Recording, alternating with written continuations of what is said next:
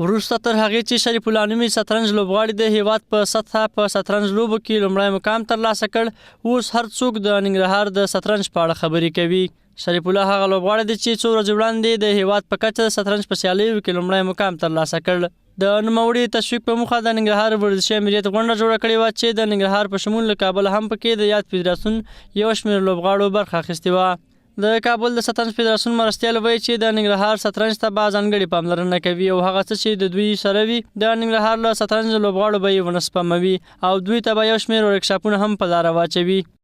و به می اساس ما تشریف آوردیم آمدیم اینجا که از این جوان ورزشکار ما تقدیر به عمل بیاریم و موضوعی که پیشرو است یا پلانایی که ما داریم برای تمام ولایت خصوصا برای ولایت ننگرهار ما ورکشاپ های ورزشی داریم، پروگرام های منظمی داریم که ما بتونیم شطرنج به شکل معیاری و اساسیش در انشالله چیزی که امکاناتی که فعلا در سطح مرکز است، امکاناتی که برای تمام ورزشکارا در نظر گرفته شده برای تمام ولایت خصوصا پروگرام های آموزشی است، سمینارهای ورزشی است، ترینرها است و بعض موادهای درسی است که اونا را ما دسترسشون قرار میدیم. بل لور ته حکیم الله سادات چې د یاد فدراسیون مشر د هیله لري چې په آینده کې بعد د ننګرهار ورزش نور هم پرمختګ وکړي. هغه وایي امریت ورسره ژمنه کړې تر څو دوی ته یو ښه دفتر ورکړي چې دوی پکې خپلې سیالۍ په منظم ډول پر مخ یوسي. او په دغه شطرنج کې موږ ډېره لیدلې وکړې خوشبختانه چې په سطح د افغانستان کې چې دغه یو څو ورځې مخکې مسابقې ختمې شوې او د شریف جان په نوم باندې د قهرمانۍ لقب د ننګرهار په ولایت کې د واخیسته. دا لقب یې واخیسته او موږ نور هم خواري کوو، زحمت کوو چې دا شطرنج رشد وکړي او اوس یې موږ سره واده وکړو چې علاوه د هغې نه به موږ تاسو ته بیل دلته دفتر درکوو. د امیر صاحب نه یو جهان مننه، ځکه دا شطرنج د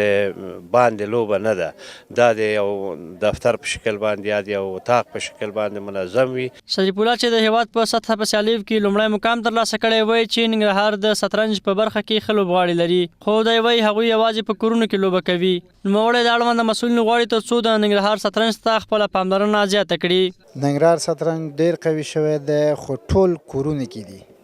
وصف شان نه دي، هر یو چې دی خپل کور کې شطرنج کوي. یو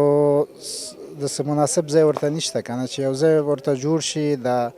مرکز نه دې ځای نه چې یو صحیح ځای ورته